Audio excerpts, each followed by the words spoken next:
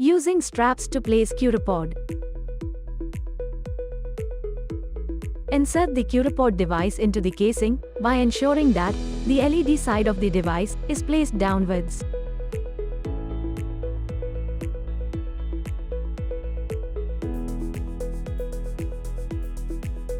Now, choose the appropriate strap from the ones provided in the kit based on the pain area. Note that you will be provided with 4 straps for different body parts in the Curapod kit.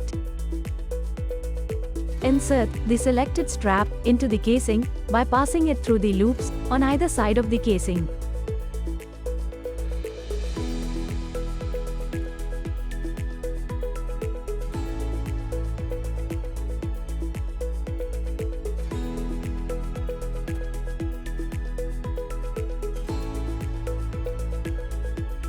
Once the strap is inserted, position the Curapod device and secure the strap comfortably onto the desired pain site.